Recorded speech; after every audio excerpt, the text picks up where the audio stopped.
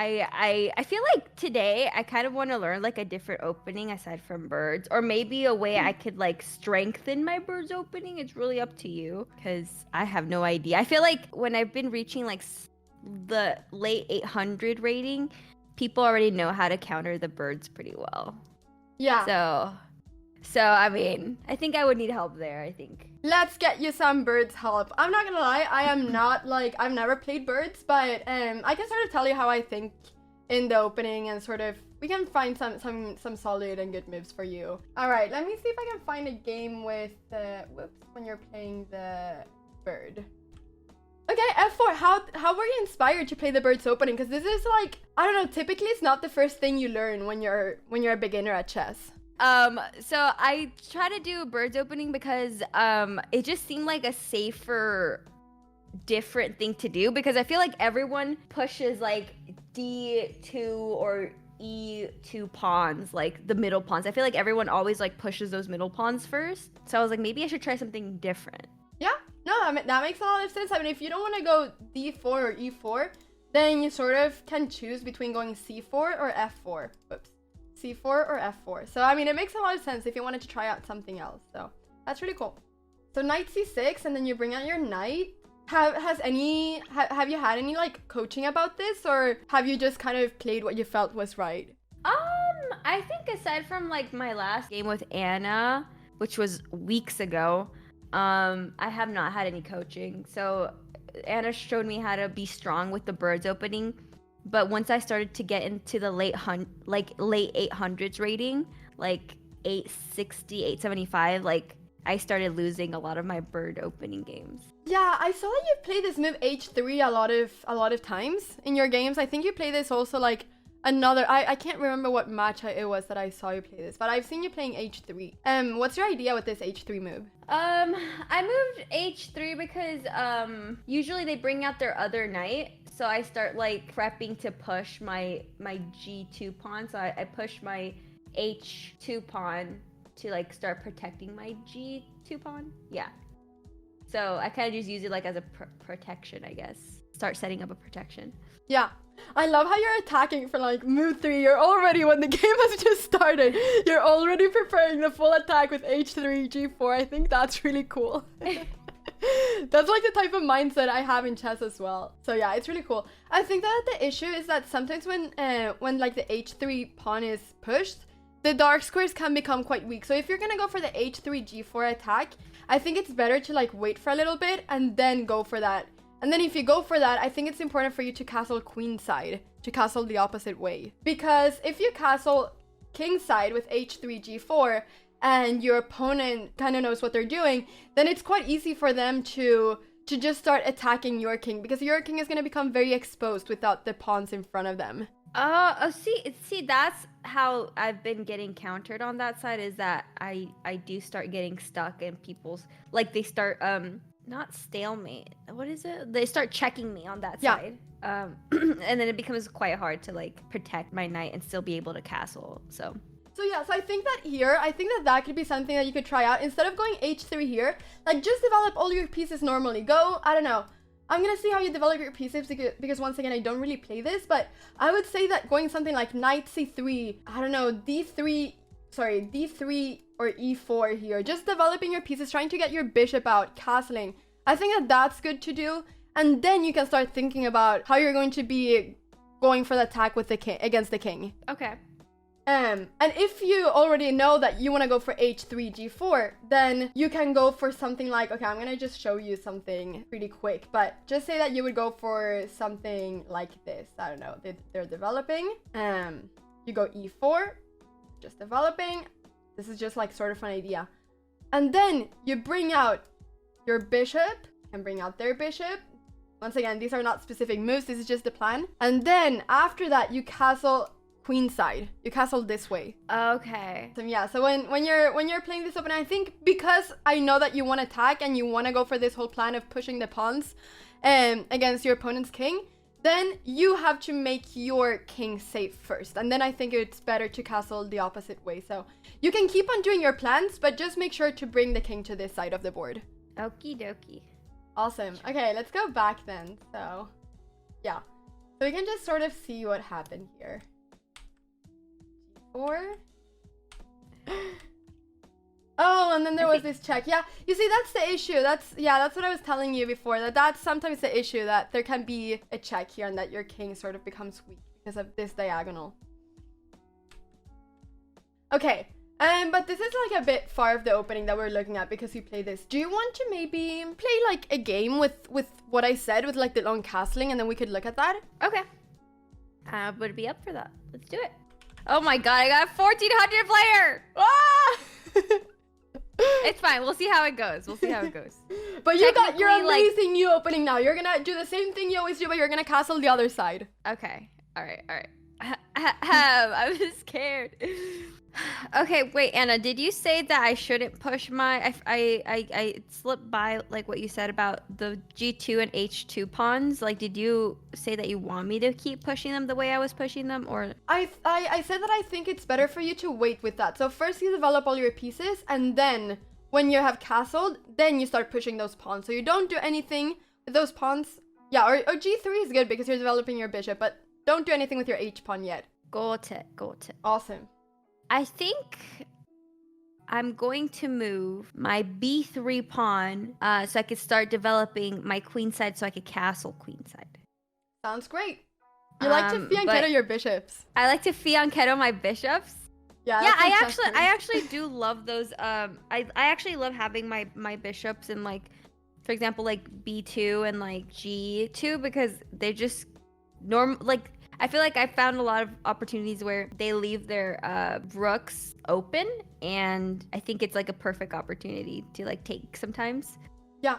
No, I think it's great. I feel like a lot of times they just control a lot more squares having them there. So I think it's really good. Now I guess put his knight in the center. Can you see a threat with now that the knight is there? Yes.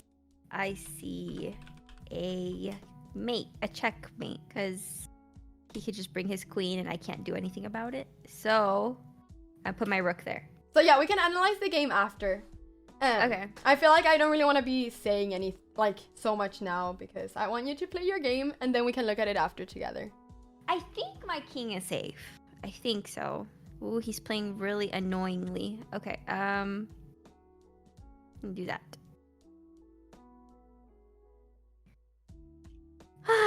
Hello? Wait, how? Wait, what? The poor alfil was defending. The poor alfil was defending as well. Freaking hate this guy. So, f4, c6, knight here. I thought this was all good. I think it's good that you're developing your bishops this way because, just like, I mean, if you're more comfortable with having your bishops like fianchetto, I think it's great. So, I thought all of this was really good. And then when they went knight up, it was really good that you saw that there was queen f2 checkmate. So like, yeah, going rook f1, that was perfectly fine. That was really good.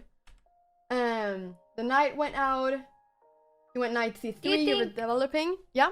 So before I moved the rook, do you think it would have been better if I moved the d2 pawn to d4 instead of moving my rook at all? I feel like this pawn should go to d3 and not to d4. So I think that it was good that you moved the rook, but maybe you could have gone d3 first. And the reason why I think so is because if you put a pawn on d4, then this knight is going to stay here forever. There's not going to be any pawn that can kick away the knight. Okay. Because you have your pawn on f4 and you have this pawn on d4. Like, I don't know, let's say you would have gone d4 here. Then there would be no pawn that could ever go to d3 or f3 and kick away this knight. So this knight would stay here forever.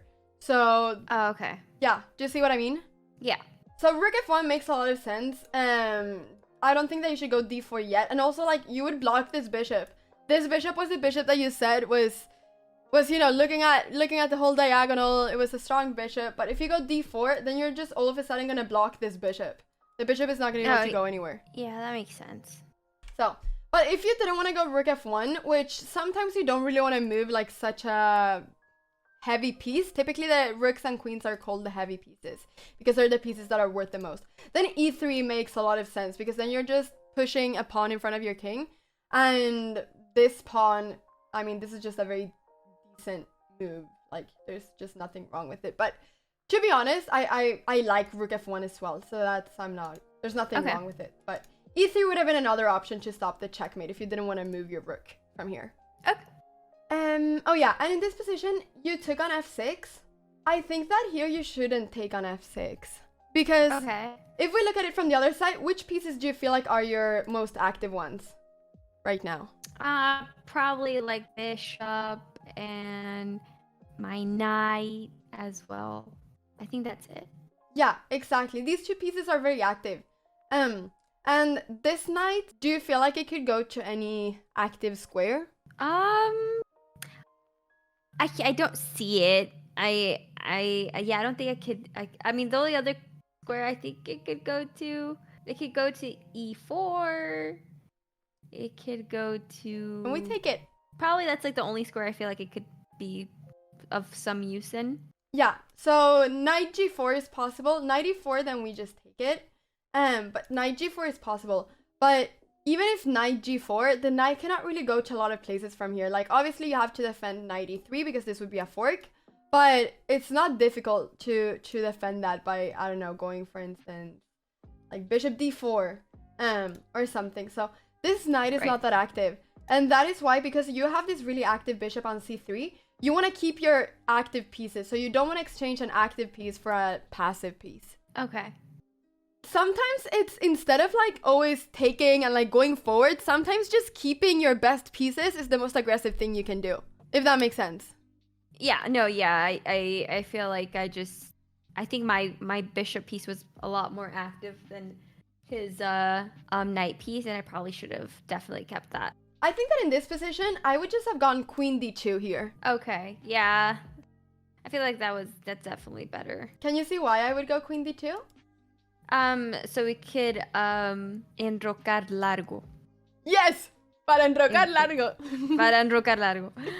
Yes. So we could castle queenside, and we'd already be castled, and our king wouldn't be in like checked. He wouldn't have ended up being checked at the end. So exactly. Yeah, because those checks got very annoying after, and that was because this bishop here, it's a very active piece, but it's also the piece that's defending your king. It's the piece that's taking control of all of these squares in front of the king. So when you like remove the piece from there, then your king is going to be a lot more exposed. So yeah, we can just, I mean, the game wasn't super long. I mean, we can just look like a couple moves here what happened, but yeah. And then e4 was a great move. You're attacking the center. This was really good. I mean, I thought you played all of this really well. Yeah. This was all really good. It was just unfortunate that there was this, you know, rook d1 that the rook and the bishop were attacking this square. But you played a really good game otherwise. Sad. Can't win all of them. Especially a 1400 play. I don't even know what I was thinking. I'm like a chihuahua, you know? I'm like, I could take him, like, I could do it. It's fine. Like, that's the spirit, though. That is the spirit. You should have that spirit. There's nothing wrong with that. There's nothing wrong with that. I mean, like, when I'm playing a Grandmaster, I'm like, I mean, I always get crushed, but like in the moment, I want to think, okay, you know what? I have a chance. I could beat this person. It's a human after all. So yeah. There's nothing bad with thinking that way. And then, you know, for all I know, they could blunder something. So there's always a chance to win, I think. Always. Always. Well, but it was super fun to do this with you, Nico. It really was. It definitely was, Anna. Thank you so much for making time to teach me. I really am going to practice my my queen's castle, my queenside castle, and also play my birds a lot more efficiently and thoughtfully and tactically. Perfect. No, but actually, I think that if you just get like your queenside castle, I think you're gonna win a lot more games just by doing that, because then you're gonna be able to do your Nico attack, your full-on h3 g4 attack, and then just not get checkmated on that side. Like, it's basically gonna be a great opening, but with a safe king as well, or an aggressive opening with a safe king. So it's just, I think it's gonna be a lot better. So definitely try it out, and then yeah, then we can do something else at some point. That you can show me how many games you've won this way. Yeah, sounds great. I'll see you on the next lesson, Anna. Thank you so much for your time. Thank you so much for watching this video. If you enjoyed it, please don't forget to leave a big thumbs up and also to subscribe. If you ever want to catch me live, go ahead and go to twitch.tv/AnnaCramling. Hope to see you there.